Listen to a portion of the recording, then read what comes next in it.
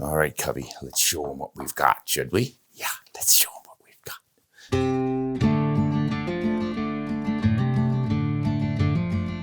Hey everybody, Ron Spomer with Cubby.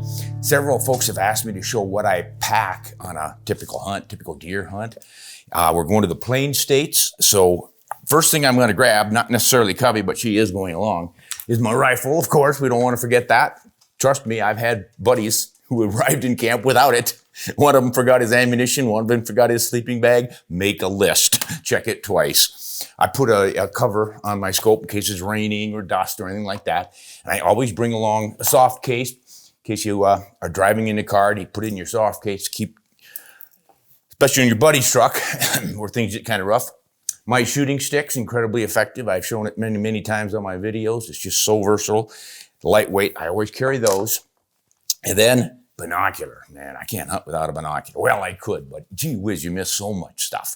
So I don't only carry a binocular, I carry it in the open. I don't have one of those packs on here because I don't want to dig it out. I understand there's some that work really well. If that works for you, great, go for it. But I just like to keep mine out on a short leash so they're not bouncing against my belt buckle. These have a rangefinder built in, 32 millimeter by 8. This is a 10. Either one's going to be fine for bright light. You don't want it for the last little bit of light in the day, but boy, they're so light and compact and handy. And of course, these have the computer in it that do all sorts of calculations for you. You could probably have gotten me through trigonometry someday. Too late for that. And that will be on the outside of me, obviously. The rest of it pretty much going to be in the pack. Now, as you can see, I've got my tripod and my scope on the outside of the pack. So if I'm doing a lot of trophy hunting, I'm looking for a big one, I will put this on here, carry it along. But if I'm just going for a deer hunt, I don't really care. I can get what I need with my binocular.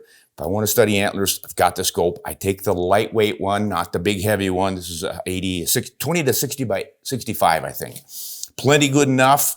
And then I've got this super lightweight travel tripod here with multiple legs so I can really get it pretty darn long if I need it. And I often do. So I can put my camera on there for taking photos of my buddies hunting and the hero shots and all the rest of it.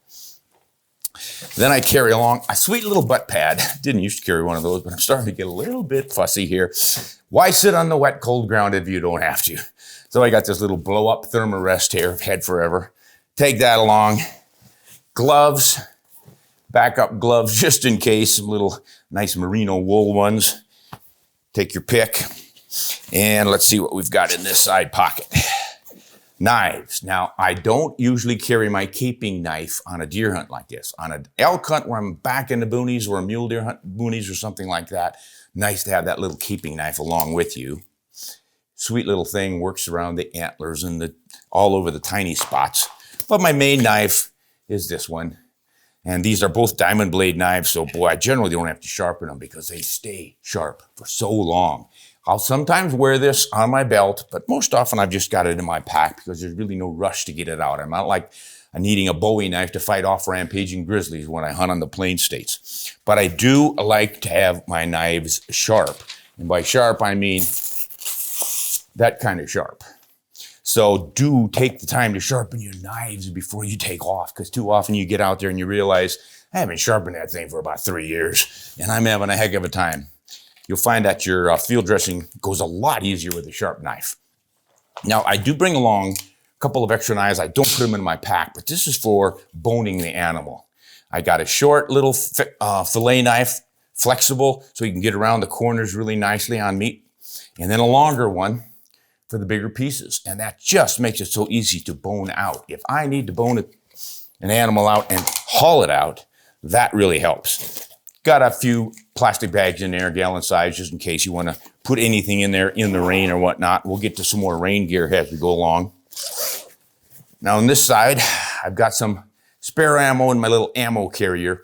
I usually don't take this option, having some kind of an ammo pouch along, but it's kind of I like these classy little walnut boxes a friend of mine makes at Open Range Creations. So I'll sometimes pack that along. But generally, I just have cartridges everywhere. I'll have them in my pockets, on my pants and my shirt. I'll have them in the side pockets of my pack, so no matter where I dig in a hurry, I can find some ammo, rather than having it all in one place. Now, in case I switch from hunting deer to coyotes, I have some camo stuff in there. I can pull this over my cap if I need to, if I got a blaze orange cap on. Then I'll, of course, put food and snacks in. I don't have much in there now, just one left over from the last time. Let's go into the big stuff before we go to the little stuff. This I would have on. That would be my stocking cap, and I'll have a baseball cap that's orange as well. And then the vest, required for some states. And I like it even if it's not required, just in case, there's some crazy people out there who like to glass with their rifle scope, which I think is a horrible thing to do. So I wear blaze orange most of the time, and it's never cost me game. I can even sit on the hillside, on the grass, no cover other than just sitting there in the grass on an open hillside, call coyotes, and they'll come within easy shooting distance. And this, obviously, I would be wearing in the morning, some kind of a jacket, based on the temperatures you're expecting. So I don't always have that in my pack. But this I do, this little silly ball is a waterproof pants. Boy, I like those, because this one has full-size zippers on it. So you can zipper it all the way up to your thigh. See if I can get this thing done here. Got a couple snaps on it. Just a well-made little outfit. I think it probably was $130. But see, you can zip it up so far that you can put it on while you're wearing boots. And it's Gore-Tex, nylon. Could be a little bit noisy, but for rifle hunting and noise, I'm not worried about it. Usually I'm shooting things far enough away that they're not going to hear a little bit of rustling. And if I do have noisy clothing on, it forces me to go more slowly. Right, Cuffy? We're pretty sneaky, aren't we? So I don't usually have these all stuffed up in their little pouch. I usually just shove them in the bottom of my pack. Then there's my raincoat, another Gore-Tex item. Got these from Cabela's years ago. Works really well. So I like to keep that in case it starts raining. And then I'll throw a few plastic garbage bags in the bottom. I can pull those over the pack or over my spotting scope if I need to keep the water off of that. So those are some essentials. Now we can go to the little stuff. Oops, there's a little pocket right here that I have my license in here and some zip locks to tag that deer with that license. Anything else you want to put in there that's fairly flat that you think you might need. Now up in this tiny little zip pocket right here, I generally have some lip balm, some little aspirin or some kind of pain pills in case I get a headache out in the middle of nowhere from too much glassing, and a little Bic lighter. I carry several versions of getting fires started, and some extra little earplugs in case you lose your primary ear protection, hearing protection, little things like that. And then we go into the back pocket up here, and I've got a lot of goodies. Little headlamp. Don't use those very often anymore. I found that I don't need to get out in the black when I'm hunting open country because you need the light to see what's out there anyway. It's not like I'm sneaking into the woods like a lot of Eastern hunters do.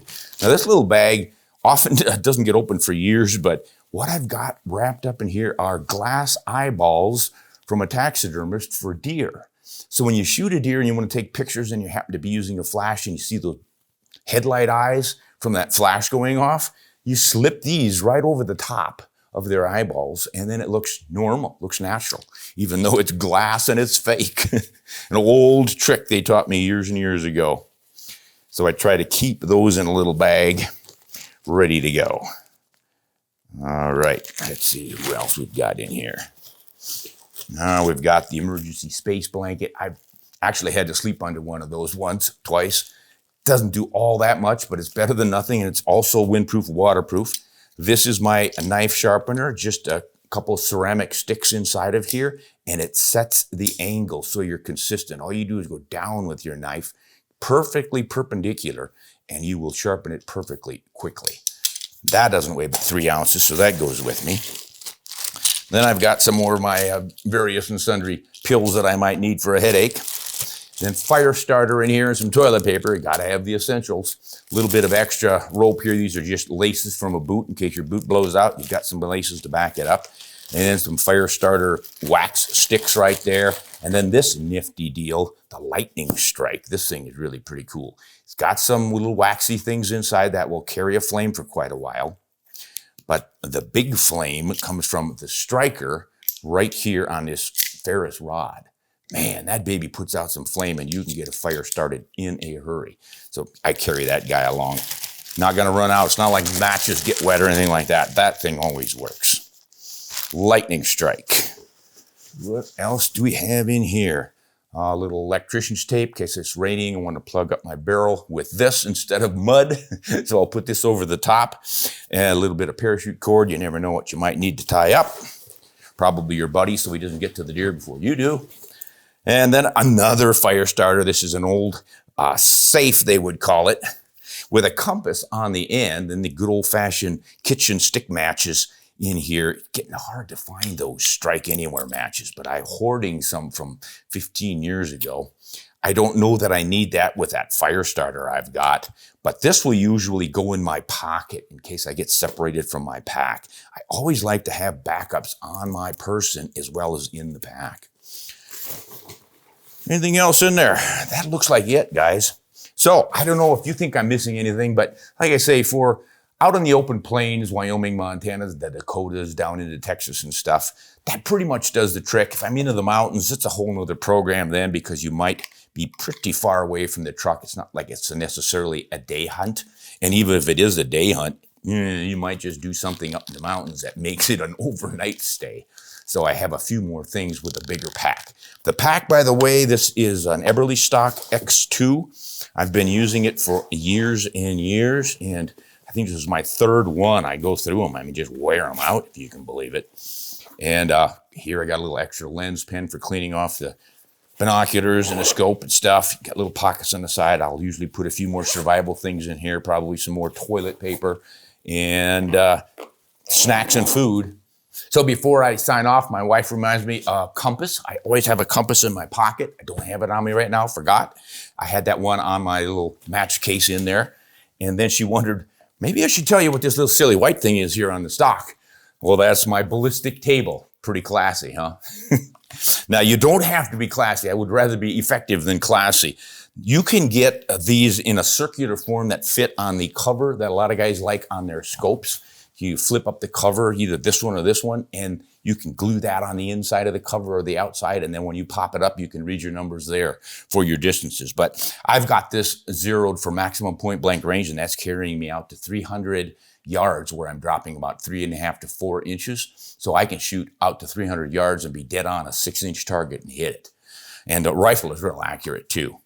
But if I want to reach out a little bit, I could check things here, and especially the wind deflection. I just don't remember that all that often. I use so many different cartridges and rifles during a season that I forget, and I need to have these. So you might want to do that too. Build yourself a ballistic chart. Just tape it on somewhere on the gun or the scope. You'll be ready to go. Right, Covey? I'm going to say goodbye. Oh, goodbye. All right, see you guys next time. Hey, good luck on your deer hunts. Don't get bored like Covey. I didn't say birds, I said deer. That's why you're not interested, isn't it? Poor Covey. Poor Covey. Dad's going deer hunting instead of bird hunting. I'll take you along and maybe we'll get done early and we can go chase some quail or pheasants or something. How does that sound? Good girl. All right, let's pack this up, girly girl.